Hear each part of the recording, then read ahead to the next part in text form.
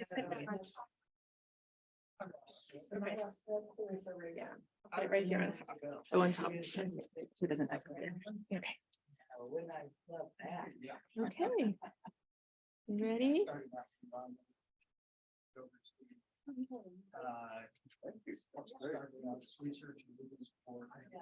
Okay. Oh, okay. Are we recording now? Yes. Okay. Hello, everyone, and welcome to our June Heart of Texas Sisters in Crime meeting. Before we begin, I just have a few announcements. During our last board meeting, we approved our chapter's bylaws after Helen Curry Foster reviewed them to ensure consistency with our national organization's bylaws. So the next step is to have the chapter approve these bylaws, and we're going to do that during our next meeting on July 9th. So we'll be sending out an email with a link where you can find the updated bylaws for you to review before the next meeting. And speaking of our next meeting, Paul Austin Ardoin will be joining us virtually. He is the USA Today bestselling author of the Fenway Stevenson Mysteries, which starts with the book one is The Reluctant Coroner and the Woodhead and Becker Mysteries. His newest book is nonfiction and will be coming out today on June 13th. And it's called From Zero to Four Figures, Making $1,000 a Month Self-Publishing Fiction. And that will be the topic of his presentation next month. He'll share the strategy that helped him build an audience and grow his self-publishing fiction business to $1,000 a month within 2 years. So please come prepared to learn how to develop the right mindset for self-publishing success, along with any questions you might have for Paul. And then finally, we have 2 volunteer opportunities. So we have a fantastic opportunity for someone to become our book festival organizer. And you'll not only support our chapter's published authors during the upcoming Bernie Book Festival and the Texas Book Festival downtown this fall, but you'll also have the chance to immerse yourself in the vibrant literary community, showcase your own books, and connect with fellow book lovers. Additionally, we have another terrific opportunity to become our newsletter coordinator, where you'll be at the forefront of our chapter's communication efforts. You'll gather valuable information from our members and share it. And in this role, you'll not only contribute to enhancing communication within our chapter so everybody knows what's going on, but also have the chance to showcase your skills, build connections, and play a vital part in building our community. So if you're interested in either of these opportunities, please email chapter@sistersincrimeaustin.com or just respond to any of the emails you've received from our chapter. So without any further ado, I'd like to introduce our speaker today. And I guess first, I'd like to just get on the record. Is it okay to record your presentation? Yes. Excellent. So today we are honored to have Donna Marie Miller. She's a former reporter who previously covered crime news at 3 different daily newspapers here in Texas, including the El Paso Herald Post, the El Paso Times, and the Amarillo Globe News. She devised a method for recording her interviews before transcribing them into Word documents to create hybrid narratives, and that's what she's going to discuss today. She has also worked as a freelance writer, photographer, and videographer while living here in Austin. And her work has appeared in Alternate Route, Americana Rhythm, Austin Food, Austin Fusion, Austin Monthly, Creative Screenwriting, Elmore, Fiddler, and Texas Highways magazines. Donna Marie Miller is the author of 2 nonfiction books, the Texas Successionist Standoff, and the Broken Spoke, Austin's legendary honky tonk. Sorry, I can't speak right now. So the Texas Successionist Standoff was published in December, and Broken Spoke came out in April of 2017, and both are published by Texas A&M University Press. And her most recent book is part of the official catalog for the 2023 Texas Ranger Bicentennial. So please give a warm welcome to Donna Marie Miller. Thank you. So there's something on the screen here that says I'm supposed to acknowledge that I've got it. My name is Donna Marie Miller. and I'm happy to be here. Thank you, Maureen and Stephanie and Sisters in Crime. And I appreciate that it's being Zoomed, so we have some people listening at home or wherever they are. That's great. And then it'll be recorded for future listeners. I wanted to talk a little bit about how I developed my recordings. And I think that the best way to begin is to start with the tools of the trade. I am going to talk just a tiny bit about my books and then talk about the tools of the trade. Then I'm going to talk about how I import audio from a recorder, a digital recorder, into my computer, how I create a transcript in Microsoft Word, how I create a bibliography from that simultaneously, my sources for researching specific facts, and sources for formatting for footnotes and bibliography. My two nonfiction books are, like Stephanie said, The Broken Spoke and Texas Secessionist Standoff, both published by Texas A&M University Press. And I did give a opportunity to UT to publish my book, but at that time they had 3 books in the queue and they said it'd be a year. So I went ahead with Texas A&M. I went to my undergraduate college, was West Texas State. It's now West Texas A&M. So I'm a little bit of a hybrid UT West Texas girl because I got my master's at UT. So The Broken Spoke is a little bit of a biography about the owner, James White, who passed away in 2021. And it's a lot about Austin and a lot about the people that played there over the years. We got a little bit of all the stars, even Dolly Parton and George Strait. James and Annetta White opened the Broken Spoke in 1964, then a mile south of the Austin city limits under a massive oak tree and beside what would become South Austin Lamar Boulevard. White built the place himself, beginning construction on the day he received his honorable discharge from the U.S. Army. And for more than 59 years, the Broken Spoke served up, in the words of the White's well-worn opening speech, cold beer, good whiskey, the best chicken fried steak in town, and good country music. Today, the original rustic barn-style building, surrounded by sleek high-rise apartment buildings, still sits on South Lamar, a tribute and remembrance to an Austin that is almost vanished. The Broken Spoke earned an official Texas historical marker in 2022, and the city of Austin designated the block of land where it sits as historic this past May. Texas Secessionist Standoff was published in December, and it's about a really controversial event that happened on April 27th, 1997, when Richard Lance McLaren and his followers in the so-called Republic of Texas militia, which I abbreviate ROT, held Joe and Margaret Ann Rowe hostage inside their home at the Davis Mountain Resort near Fort Davis, Texas, and demanded the release of jailed ROT members Joanne Turner and Robert Jonathan Scheit. McLaren's demand initiated a 7-day standoff with local law enforcement and the Texas Rangers that came to be called the Republic of Texas War. We probably don't hear much about it anymore. It was a successful standoff because only 1 person died, as opposed to the year before in Waco when 51 people died. Central to this story is Joanne Turner, a frantic woman drowning in debt who was drawn into the false ideology espoused by McLaren, which eventually led to her personal undoing. And it's based on archival research and interviews with persons involved, including McLaren, who has been incarcerated since 1998. This riveting account provides a multifaceted perspective of the historical incident and detailed chronicle of a modern American anti-government militia, its victims, and the events that led to its eventual downfall. And I interviewed over 150 people for this book. Part 1, let's take a look at sources, our primary sources and our secondary sources.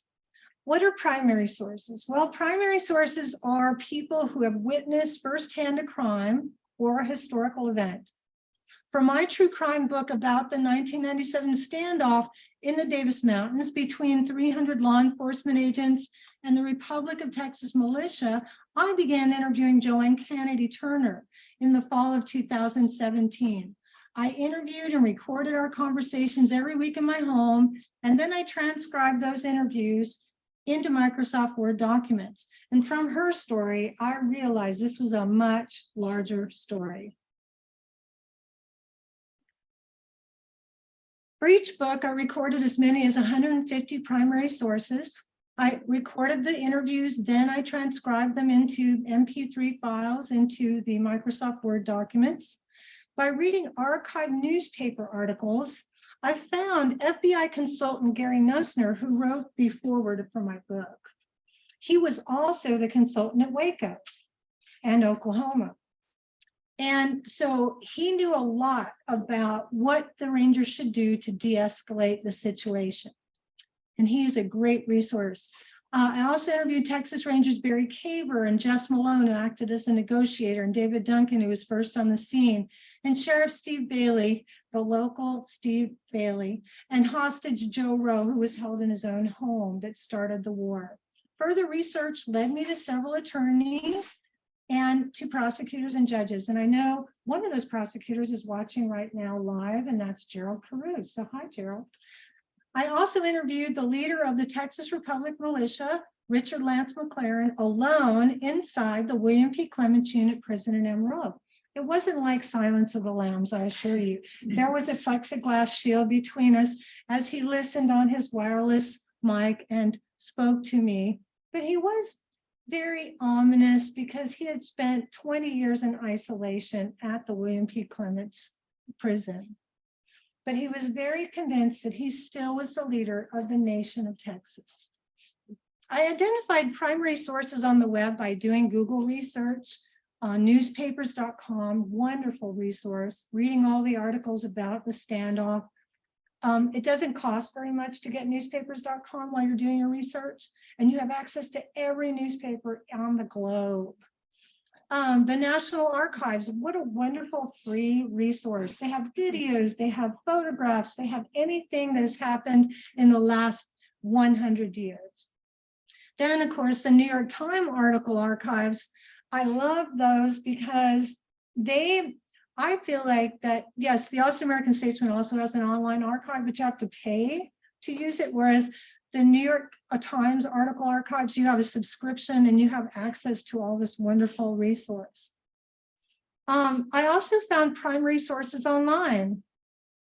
The white pages. I really like the white pages because it gives the city, the state, the address, the phone number, the email, and I can contact these people. And they haven't been seen for 25 years, but I was able to dig them up. So that was fun. You can do background checks too, but we didn't need to do that. And then secondary sources are out of written documents. And how do you find secondary sources? First, you want to start with the articles online. You want to start with newspapers.com, the New York Times, the Austin American Statesman, and you want to go to textbooks because there have been so many books written about Texas that it could fill this room. I mean, just about the history of Texas. Dictionaries, encyclopedias, books that interpret or analyze, political commentary, biographies, dissertations. I did find quite a few college dissertations, and I love newspaper opinion pieces to kind of give me the flavor of what I was writing about. And I'm an old school journalist. I did not put any of myself in this book except in the introduction. You won't find any of my opinion, my heavy weighted descriptions or any of that. It's all completely objective. Tools of the trade. Now, you can find tools of the trade on Best Buy or Amazon. Buy them wherever you can, Fry, different places, maybe even on eBay if you want them used. But I've had bad luck with used items that I buy. So I would buy new if I could. The tool of the trade that I use the most is the Sony ICD PX370. And it's so wonderful because it's small, it can fit in your pocket or your purse. You always want to tell someone when you're recording them. Thank you for that, girls. You always want to let them know that they're being recorded, that they have the opportunity to hear back what's been recorded. And it functions so well because you can hit the start and stop, you can download it. It has lots of memory and a long battery life. And then you need a micro USB cable to connect to your computer, because I know if you have the new Macs or the new PCs, they don't have USBs. So they have these little micro cables that are adapted to allow you to connect, but you still need another cable that connects to that, to the laptop. You need a Mac laptop. I use Mac because I'm ambidextrous. I can use either one, but I do find that I can get more electronics devised, connected to the Mac. And then there's this other connection. Of course, you need the Microsoft 365 software to create your documents and transcribe your recordings, your notes, your chapters, and your bibliography. And then there's this one other connector that connects to that micro connector. You need both of them, and it's white, and it connects to the computer also. So one goes to the computer and one goes to the digital recorder. You'll need them both. And you'll see that it has a little USB port on it. How to download digital audio files to the desktop computer. It needs a little practice, but the step one is connect that microfiber cable to your Sony digital recorder. Make sure both computers are on and the recorder is on. And then, as you see, I've got my USB connected to the side of my computer port. I took a picture of that for you. So you've got both connected. It'll say connected on the screen. It'll say connected on the desktop. And within seconds, the icon for the recorder will show up right where I've circled. Then it'll say IC recorder. Then you can click on that and all your files are in there and they'll be numerically listed. But I go and I select them and highlight them and change them after I listen a little bit. You want to listen a little bit and then rename them so you know what they are. You don't have to go dig through all of them to know which one you want to transcribe. But you do need to drag them to the desktop, put them in their own folder, and then you want to disconnect the digital recorder. It's very important that you make sure that you eject it properly, or it could foul up some of your recordings. And I recommend keeping those recordings until you're published. And well, actually, I've got all my recordings. I never threw them away, but at least until you're published. So you have that as a, you know, in case somebody says, well, I didn't say whatever. But the way I get around that is I let every person who I record hear what I recorded. Then I let them also read the transcript of the recording. And a lot of journalists don't do that, but I do, because I am not 100% accurate. I don't know anybody in the world that is. And the software that I'm going to mention in a minute, a lot of people, young people in their 20s, they say, oh, I'm just going to use software to transcribe the audio. And it's only 96% at best accurate. So you're still going to have to listen to it all and get it right. So you want to go to the Apple menu and eject your computer from the digital recorder. So you're going to open a blank document and save this document using the name and date that corresponds to that digital audio file that you created. You're going to save the renamed document inside its own corresponding folder. It's best to save Word documents in an entirely separate folder from your digital recordings. It gets really convoluted if you don't do that. You want to practice listening to the playback. Go forward, go backwards, till you feel comfortable rewinding and going forward, and then stopping and starting. And then you're ready to listen to your recording while you transcribe the Microsoft Word document. The timestamps on the recordings are somewhat intimidating at first because they use the military 24-hour clock. So the first block starts at midnight and goes till 12 p.m. The second block starts at noon and then goes to midnight. So example, 2 p.m. today would be 1,400 hours. So once you get that, you'll know, where you stop and start. It's timestamp signature. And then I also have this button on the digital recorder that allows you to mark where you stop. So you don't have to go back and listen to what you've already listened to if you don't want to. And you want to go to the restroom or eat dinner or have a fight with your significant other, you can hit that mark button and come back and pick it up where you left off. So the timestamp appears in the digital recorder's window where the recording stopped. And it's a good idea to mark it with that mark button so you don't have to start over. Save and name the document you're transcribing to the corresponding MP3 file. That's really important because I know sometimes we will give things different names, but try to be consistent so you won't get confused between what you transcribed and what you listened to. Each recording corresponds to its own document. Accuracy in transcribing a recorded document is so important. It's probably the most important thing as a nonfiction writer. Your research is secondary, but getting it right. When you interview someone, you are taking from them valuable information. You're farming their lives. You're saying, tell me everything about A, B, or C. And some of them are very emotional. Some of them, not so much. They're very straightforward, but whatever they're doing, they're trusting you to get their words verbatim. You'll transcribe that interview while you listen to a recording. There's transcribing a software available, but you're always going to have to go back and listen to it anyway, because it's not 100% accurate. And the software can be very expensive. So can subscribing to a service. There are some services that professional journalists use, and they're like as much as $69 a month. But guess what? They're only 99% accurate. You may not want to use software to transcribe your recorded interviews because none of that is 100% accurate. None of the AI subscription services are 100% accurate. But if you use software or a subscription service, you'll still have to listen. So the first one I want to talk about is Noda. And Noda is used by quite a few of my friends in the journalism world. But they all say they go back and listen to it because they get the words wrong when it transcribes. It's an AI, and AIs are not perfect yet. Capitalize the yet.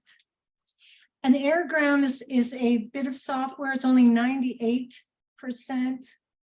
accurate. You can use it when you're Zooming. You can use it in Teams. You can use it in Google Meet calls. It transcribes all of that for you, so you don't have to do it. So of all the softwares that I found, AirGram is probably the closest to the best. Google Docs, they'll tell you to use Google Docs when you're in a Google meeting, but when you're done, it's done, and you can't go back and you can't go forward. So when the interview is completed, whatever they've transcribed is all you've got, and it's in Chrome browsers. OtterEye is, I've had 2 reporters interview me in the past 2 months, and one was for the Sentinel up in Fort Davis, and I thought, this is so important. The other one was a UT student here in the journalism department, and they both used OtterEye. And I felt a little insecure when I was done, and I said, could I listen to your recording? And they said yes. One said I could hear and read the transcript. That was the UT student. And one said, no, you can only hear the recording. So I listened to both, and I thought they had a good audio connection and that there would be no problem transcribing it.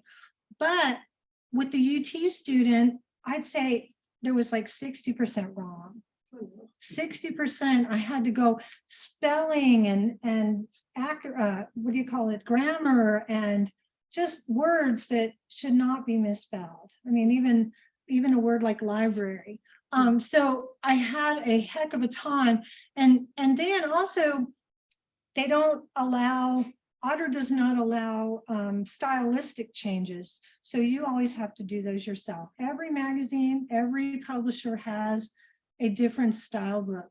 Its standard is MLA, but they also use Chicago style and a few others. And you have to learn those styles, and you have to edit in that style as well, because Otter won't.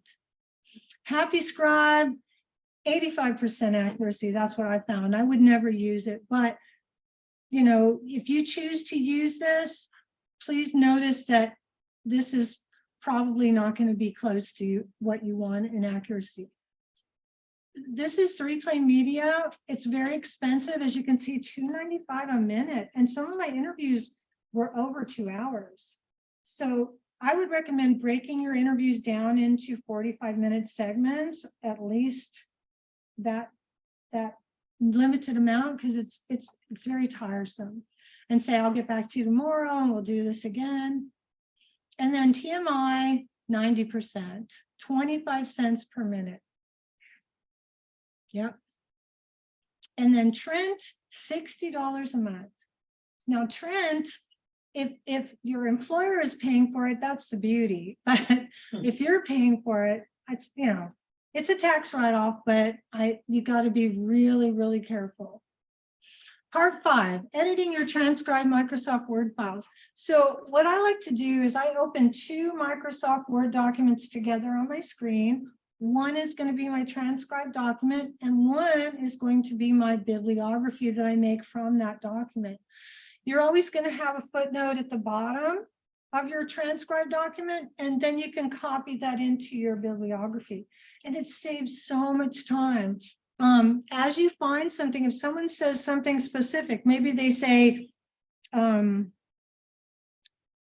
Fort Davis, there's this, it's called the DMR, right? Davis Mountain Resort. So I had to look up Davis Mountain Resort and footnote it. So it's at the bottom of the transcribed document. And then I also put that in my master bibliography for that transcript.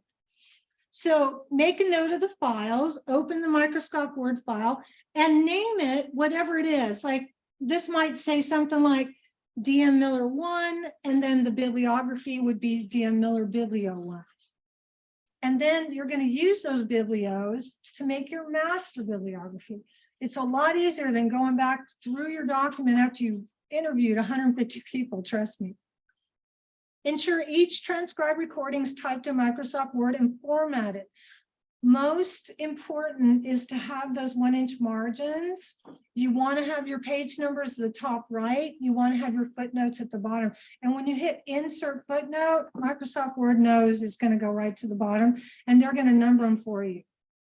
And that's great. And you can just copy and paste them into your bibliography. I shared each transcribed interview with each primary source when I was done, before it went in my book. Verbatim, what I said, what they said, and I would bold out my name and I bold out the writer's name and put the semicolon, so we knew who was talking about what. The questions and the answers and the footnotes were all there.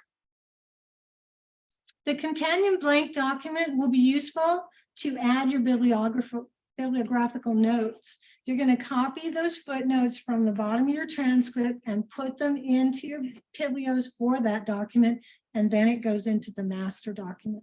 As you copy your footnotes from your bibliographical document, pay attention to presenting them alphabetically. It saves time.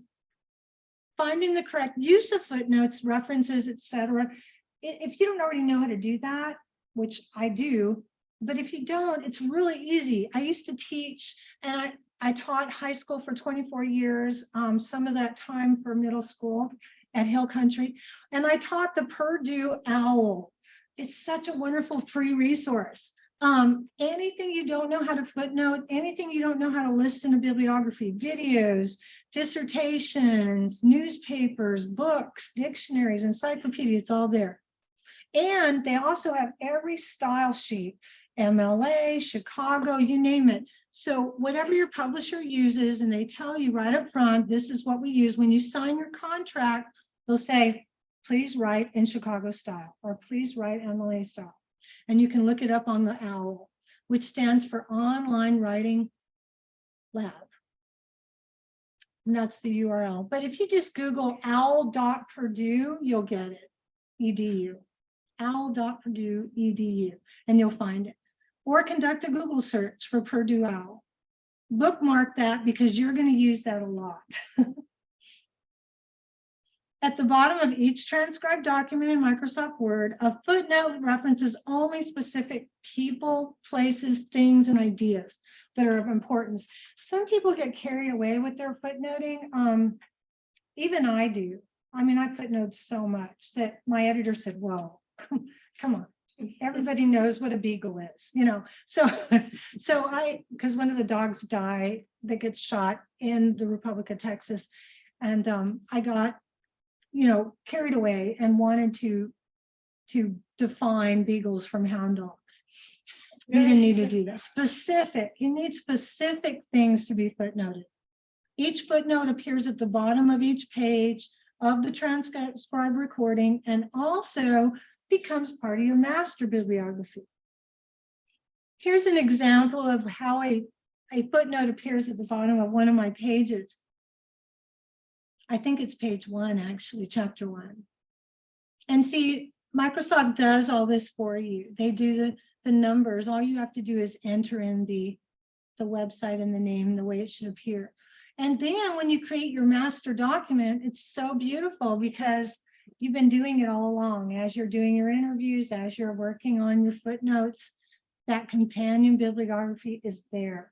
You're still going to have to do a lot of work at the end and do your indents and abbreviate colleges and abbreviate presses and stuff like that. But you won't have to hunt and peck through the internet for, oh gosh, where is Fort Davis? You know, so, and you'll have some fun, I think, with the writing and not be bogged down with the format. Now, when you get to your chapter, this is chapter 1 of my book, and there's the footnotes at the bottom. So this chapter came from my transcribed interview. I would lift the quotes that are about emotion, and I would lift the facts and I'd put them into my book. And I'd write the transitions between them. Each chapter was built from those transcribed notes.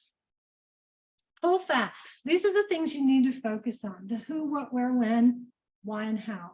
When I was teaching journalism, my students knew the 5 W's and H so well. You probably learned those from Dixie McGrath, Maureen. But you know, it really, I think the most important of these is the why and the how. If you want to create suspense, suspend the why and the how as late as you can in the chapter, or maybe tease it at the end of the chapter. But get those 5 W's, the first 4 of the 5 W's and H in there as much as you can.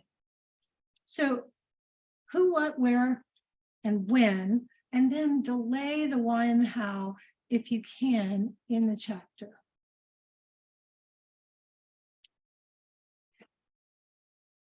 Here's a transition that I wrote that separated my quotes from the facts of my narrative. Joanne saw that the kitchen's aluminum trash can needed emptying. Resignedly, she tied the liner bag securely and carried it outside. She felt the sun warm her skin, smelled the verdant air, and welcomed the sight of the property's solicitous fruit trees in a tableau of flamingo pink and white. It seemed that nothing could spoil her day. So this was a transition between the facts and the quotes. Yes, she did tell me that there were some beautiful fruit trees on the property. Yes, those are facts, but that's where you get to play with the description and use your senses. Remember to use all the 5 senses. And I would often ask Joanne for that. I'd say, tell me what you smelled. Tell me what you heard. Tell me what you tasted. Everything that I could. And if I couldn't do it in that interview, if she got emotional, I would say, let's save that for tomorrow. And I would make myself a note. Come back to the fruit trees. Come back and tell me what you're drinking, which she loved those tomato juice and vodka drinks, the Bloody Marys. And it seemed like every scene I have her drinking one of those, looking out the window at the lake, because she lived in this house that she built on the lake in Lake Austin. And every morning she started her morning with a Bloody Mary. Every morning. And so here we are, using some of that in your writing. Why not? You can almost taste the tomato juice. Facts. Within seconds, 9 men dressed from head to toe, all in black, surrounded Joanne, pointing fully loaded automatic weapons at her head. The men represented the Austin Police Department SWAT team, the Travis County Sheriff's Department, the ATF Bureau of Alcohol, Tobacco, Firearms, and Explosives, and FBI. Notice the footnotes. See them? Footnotes. Everybody knows what the FBI is, but I went ahead and footnoted it, and it made it in the book. But I think that the facts, you don't want to mingle the descriptions with the facts. Stick to the facts, stick to the quotes. Good idea. Who, what, where, when, not why and how yet. Pull quotes from your interviews that show emotion and opinion. If someone is flat and they don't use emotion or opinion, that is not a quote. You're going to summarize that into a narrative. Here's one of Joanne's first quotes on the first page of chapter 1. I'm sure that they thought I was going to faint in the parking lot. Most people would have. I wasn't screaming. I was calm. Emotion, opinion, that's what you quote. You don't ever say, I drank a Bloody Mary for breakfast. You don't ever say, I emptied the trash can. Those are not quotes. They don't have emotion. They don't belong in your story. So remember, emotion and opinion only is what you quote. Facts you summarize, always.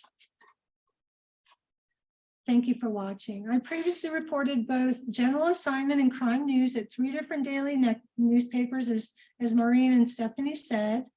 I worked as a police reporter most of the time. I started out my career as a general assignment. I even covered entertainment.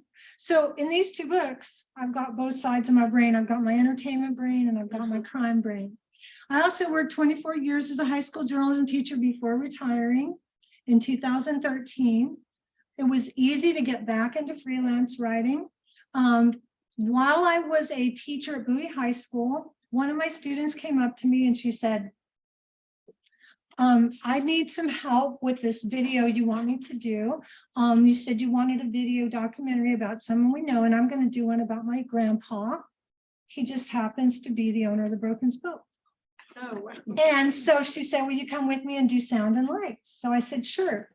And so I went with her, and I had been to the Broken Spoke dancing many times from West Texas, learning how to country Western dances, number 101 in the Panhandle. But when I walked in, I recognized James White. We had seen each other in passing, going in and out the door, but we really got to know each other that day. And he said, I would always wanted a book about this place. And I said, I can do that for you. I'm going to be retired in 2 weeks. So that's how I started the Broken Spoke book. And then when my Broken Spoke book came out, I was doing a signing at the Broken Spoke while James White was still alive. We became such good friends because I also interviewed him once a week in his home or at the Broken Spoke, and all the entertainers too. And this woman came up to me and she handed me this big pile of newspaper clippings, Molly McKnight, and she said, I know what your next book is going to be about.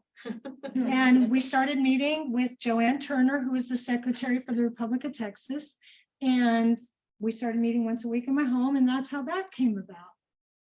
But in the meantime, my freelance writing appeared in the Alternate Route and American Rhythm and Austin Food and Austin Fusion and all these magazines. And that's really how I got my street cred back. Whenever somebody was hesitant to interview with me, I'd say, well, here, read something I've written. It's online, or here it's in this magazine. And I had a blog and I had all my articles and all my photos on there. And people said, okay, you can interview me. Willie Nelson gave me a statement, Dolly Parton gave me a statement, and George Strait gave me a statement, but everybody else let me do interviews with them. My books are available wherever books are sold. This book is an ebook and audio. This book is still just in print. The Broken Spoke book is going to paperback in the fall. This book is already been optioned for audio, and I've had two film producers approach me because all the documentaries have been made into, all of the books have been made into documentaries that have been made into movies. So what do you think? So I also have a lot of social media. You can find me mostly on Facebook, Twitter, Instagram.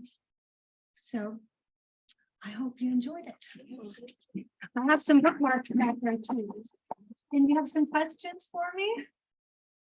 Who has some questions? Yeah. Do you know what your next book is going to be? Yes, actually, I started on it in the interim between the two before I knew that this was going to be my next book. And this would have come out sooner had it not been for the pandemic. There was a shortage of paper and ink, I guess, in 2020. I have interviewed so many people in Praha, Texas. It's south of here, close to Floydada, Smithville area, where the trains go. It missed Praha, Texas by, I think, 50 miles. But at the turn of the century, no, I'm sorry. That's not right. At the end of World War II, there were 9 men from Praha, Texas, little town of 100 people. 9 of those young soldiers died in the last 12 months of the war. And there's 3 little shrines at St. Mary's Church there in Praha. We discovered it through the Painted Churches article in Texas Highways magazine. But there's these little shrines, and each shrine has pictures of the 3 fallen soldiers. There's 9 total. They're called the Praha 9, and there's also a memorial at the state cemetery. And so I spent quite a few summers going out there because they always have on August 15th, they have the Ascension picnic, and everybody comes out and they have polka dancing and cakewalks and fried chicken and just delightful all day. We did that. And then Veterans Day every year, they have a Veterans Day picnic, and we've done that. And I got to interview the families of the Praha 9 over the years, the ones that are still alive. I even drove to Corpus Christi and interviewed the brother of one of my main character people, soldiers, Herman Bushalov. And so now a lot of those men, brothers, sisters have passed on because they were in their 90s when I interviewed them. But that book is forthcoming. So we'll see how soon we get to publish that. The Praha 9. Yeah. Another question. So what was the process for you to obtain the interview access to be able to interview Richard McLaren? I had to have a letter from my publisher. Thankfully, I already had a publisher with this book. And I just started telling Tom Lemons, who's the editor-in-chief at Texas A&M Press, about my goal to go and interview Richard McLaren. And I said, all I need is a letter to give to the person who's in charge of interviews at the prison. And I mentioned him in my book. Offhand, I can't remember his name, but he is mentioned in my acknowledgements. And so he immediately wrote this letter, and I sent it, and they accepted it. And it guaranteed that I would have access to Richard McLaren for at least an hour at a set time and a set day, and I could record through plexiglass, and that he would agree to whatever I published and not have to preview it or censor it. And it helped that I had been interviewing Joanne Turner. So this was at the very beginning of my research, and I flew there. Since I used to live there, I had some connections, but I knew that I wanted to just get in and get out. So I flew there overnight, got up in the morning, went to the prison, drove to the prison, did the whole check. Thank goodness it wasn't invasive. Went and sat in a chair in front of a plexiglass window, and the guards brought in Richard McLaren, and they put the lavalier mic on him, and I put it on my camera, and I videotaped the interview, and it was very easy. It was meant to be. It was so easy. And he still believes that he is the leader of the nation of Texas. So I guess his motivation to talk to you is he wanted to get his story out. He did. And he told the same story that he told back in 1997. He believed that the state of Texas was annexed illegally by the United States. There wasn't a quorum to make. Regardless of that, Texas joined the Confederacy at the start of the Civil War. After the Civil War, in the Supreme Court ruling Texas versus White, the Supreme Court justices ruled that it is illegal to secede from the Union, regardless of how Texas began. Because they joined the Confederacy, all bets were off. They'd never mentioned that. Richard McLaren never mentions that. And he's not a Texas-born man. He was born in Columbia, Missouri, and he had written and read about Texas and all the heroes who were not native Texans at the Alamo. And he decided that he would be a non-native hero to Texas. And his mother became the librarian at the Texas A&M Library in College Station. And his uncle, her brother, was the interim president at the time. So he moved there, and then from there he moved to Fort Davis. Yeah. Their ideology has never really faded away completely. You still find echoes of it in some of the militia movements and the state splitting movements in California and Oregon and other things like that. How much have you had to deal with pushback after this was published? I guess I'm still waiting. I haven't had any, thank God. I don't know if I'm invisible. I don't know what it is. I like to think it's because I told an accurate, objective story, and I didn't sugarcoat it, but I also didn't lean one way or another. I let the people talking tell the story of what happened. I read all the books that are out right now, including Daniel Miller's book, No Relation to Me, Texit, Why Texas Should Secede. I know that the nationalist movement that he is head of marched on the Capitol just a couple of months ago, and it made the front page of the Awesome American Statesman. I've been told by Gary Nussner, who wrote my book's foreword, he's a retired FBI agent now, and he says there's more people wanting to secede than ever before, not just in Texas, but nationwide. At the time of the 1990s, the late 1990s, that used to be the peak of the anti-national movement, but we are in a peak beyond that right now. Our country has more secessionist groups throughout the United States than ever before. It'd be time to bring it up to the Supreme Court again. They've been known to change their mind. Well, the only problem is, and this comes up in my book, is that in order to secede, the governor of Texas, who used to be Governor Perry and is now Governor Abbott, would have to initiate that. But it would be a bloodbath because Texas is such a wealthy state and would not be given up freely by the United States. Did McLaren ever serve in the military at all? So why does he think he's this hero? He spent a lot of time in the libraries here at the University of Texas. He spent a lot of time in the libraries up there in Fort Davis and in Texas A&M community. He read that all of the heroes of the Alamo believed in a free nation known as Texas and believed in the idea of being separate from the rest of the United States. And many Texans still do, whether they are nationalists or not. We don't think like the rest of the country. We don't act like the rest of the country. We don't speak like the rest of the country. So it was easy for him to find that fit. Here I am from another place, right? and another father and another mother, but I am Texas here in my heart. And he knew just enough, and he was such an eloquent speaker, and he spoke rapid fast, even when I interviewed him, that if you don't have as much information as he does, he sounds awfully sure of himself and very confident and convincing.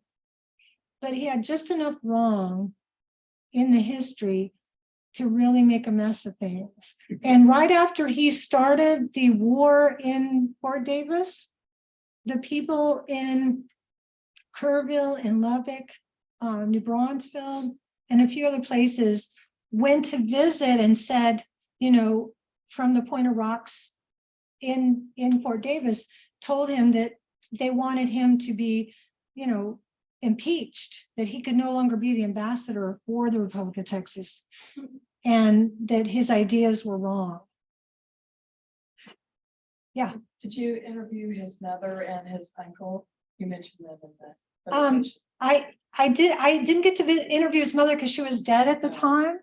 She died before I got to meet her. I know she did spend some time in the embassy, which is one of the pictures in my book that people find so fascinating. He called it an embassy, but it was a old travel trailer with a lean-to attached. And she did spend some time there. And I think a beautiful, educated woman such as herself going to live for any length of time. I know she spent a summer there, and the rain coming down on that tin roof must have been deafening at night when it rained. It doesn't rain much there. And the wind whistling through those cracks between the lean-to and the travel trailer must have been horrible. I did interview his wife, his common-law wife, and she, I recorded it and I transcribed it, and I meant to put it in the book.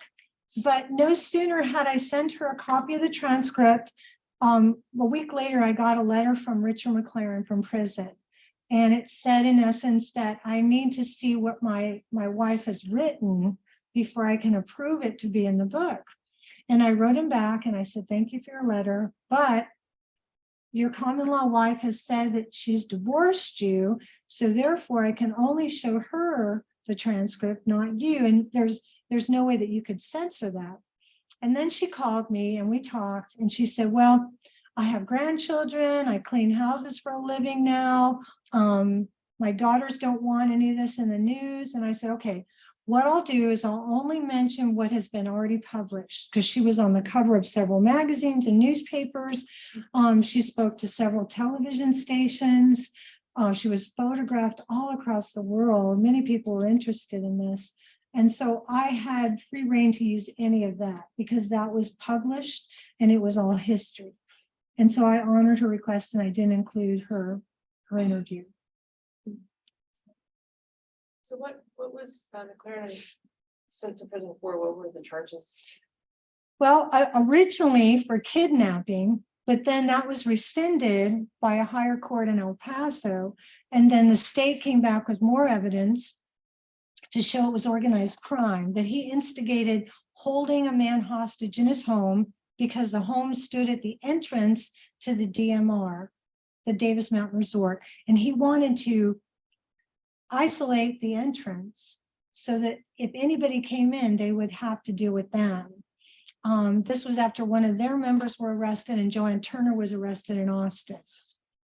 And so, you know, I think that was the first state charge. The second charge was a bigger charge. It was for bank fraud and mail fraud. What they had done is they had taken the Texas seal and they had put it on their checks.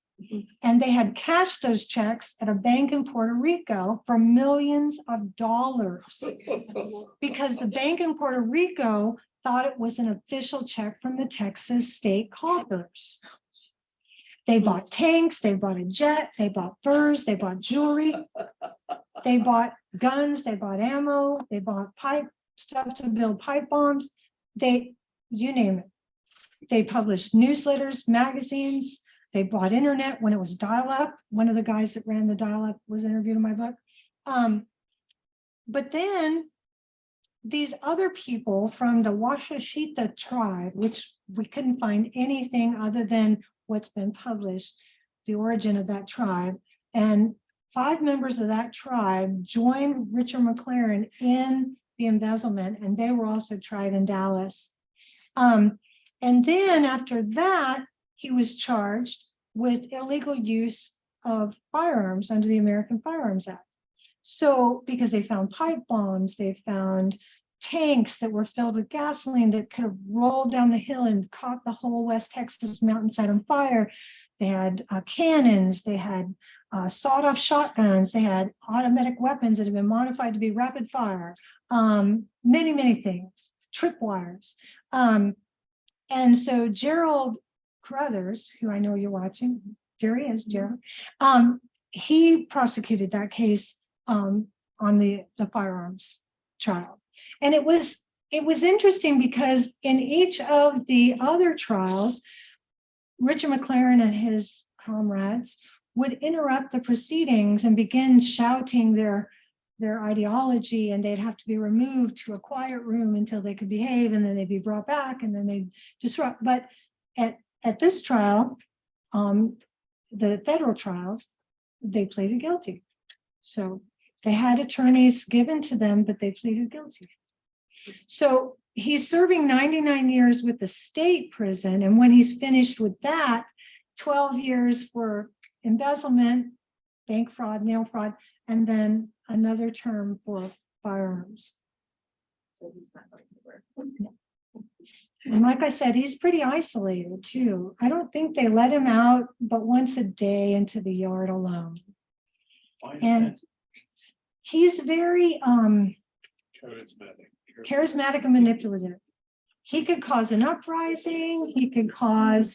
He's already from prison, had several interviews with Daniel Miller as one, but you know, he still files all of these papers. He and his group of Republic of Texas people that are still file appeals, you know, with the national courts and then with Texas too. It's an interesting thing that happens when people who maybe don't know as much, and this is what my FBI agent Gary Nessner said, because he sounded so convincing and he was so good at what he knew, that the people who didn't know as much about what he knew about were easy to come by, and they would follow him. And it all started in a little town of Bulverde. He went to speak there back in 1994 or 95, and he got a few followers, and from there he got more followers and more followers. And they used to go up in the mountains and fire their guns and wear camo and pretend they were in the war, you know, practicing. Yep. Yeah. It's also because it is possible to run or influence a movement, even though you're locked up inside. Other people will get out and they will take your message with them. Yeah. One of the people, one of the groups that I once had to work on was the Lyndon LaRouche movement. And he very actively guided his followers even after he had been locked up. And it continued for many years under his guidance. Well, I know from interviewing Richard McLaren that he receives money every month from his fan base. And one of them is a guy that owns a winery up there in Fort Davis. So I do know that he is in connection with them by letters, and then they pass on the information. The Republic of Texas has a website. The Republic of Texas meets in Kerrville every month. I interviewed the current president. So, and there are other factions. The Enloe faction went to prison because they were trying to kill George W. Bush. And this other faction is run by Daniel Miller. So I don't know how many members there are in the Republic of Texas militia that Richard McLaren founded. But I would suspect that people are very loyal. And one of the one of the current, one of the prisoners who was recently released, Greg Paulson, he was released recently, like last year.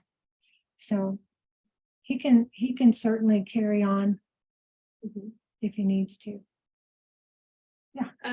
As a journalist, when you're interviewing somebody who had such a different outlook on life or different opinions than yourself, how do you feel about do you have to regulate your own reactions or suspend any kind of judgment when you're talking with them? Can you talk at all about that? I like to credit my mother-in-law, Barbara Miller. She used to always say, "You'll never know what I'm thinking. I just smile and wave." And I think it also goes back to my early days of journalism, because I started as a general assignment reporter. And, you know, I was pushed into covering crime by Jerry Huff, who was the editor of Emerald Globe News at the time. And he said, "I want to kick that Pollyanna out of you." Well, in a way he did, but I always kept my personal opinions to myself, and knew that courtesy and a handshake goes a long way. I never did what you'll see on CSI and some of these police shows where they get up in your face and how are you feeling about your child being murdered? You know, none of that ever happened. I would stand to the side and I would wait my turn, and the police would come and get me, and they would tell me, you know, what I needed to know. And I covered some of the most horrendous murders in Amarillo that there ever was. It made Paul Harvey news. J. Kelly Pinkerton, 19-year-old serial killer. You know, but I think one of the tactics was just be patient, wait your turn, be polite, and it worked. The police were very hospitable towards me and wanted to tell me what they knew. Back then, there was no yellow tape. When you arrived on the scene, I had a radio in my car, and I would hear what the police were saying, and I knew the codes. So I would drive to the place where the police were going. When I first started out, I guess I would drive slow because I wanted the bodies to be removed before I got there. And my editor would say, Ben Keck would say, "Why do you not get there when the bodies are there?" So I drive faster as I got more and more experienced and there were more bodies. But I think that at first, you know, you don't really know your place, because back then you could just walk into the scene. There was no tape. The coroner was there, you know, the forensic people were there. And here I was. And there was Sarah Dawn Lawrence, one of the first murdered victims of J. Kelly Pinkerton. I saw her and there was still blood exiting her wounds. And I was 23 years old. And I'm standing there, you know, with my notepad and wishing I hadn't driven so fast to the scene. But I think that you adopt. Texans are so good at that, by the way. Maybe I learned it being in Texas because I started out in Connecticut where they're not so polite. But in Texas, everyone is polite until they're not, I guess. But then they say, "Bless your heart," which is so dumb. But I think that I learned how to just hold it back, wait for it. And it works. And I taught my students that too. Anybody else? Any nonfiction writers in here? No? One? Well, the beauty of nonfiction is that you just change a few names and scenes and you have fiction, right? I would love to be able to do that at some point, but my hands are so full right now of this book that's a nonfiction, the Praha book. But I think that, you know, Louis Grisham used to write about court cases and he would change names and scenes, and a lot of it was based on stuff that he saw and experienced. And write from personal experience. That's what I think is the most important thing. And what I do is I farm other people's stories, and they're so generous. And people always want to tell you their story, whether you're sitting next to them on a plane, standing next to them in a grocery store, checkout line, right, or at the theater, or on vacation. I always want to tell you, hi, I'm from Iowa. Guess what? I grew up with 7 brothers and sisters and, and that's how it begins. And you don't want to record that, but you want to listen. And it sometimes will lead to a story. It always has with me. Anybody else have a question? Thank you so much for having me. Thank you. He was the one that suggested that I come to these meetings. Oh, right. Yeah, a year and a half ago. He says, have you heard of this group? And I did. Oh. Thank you.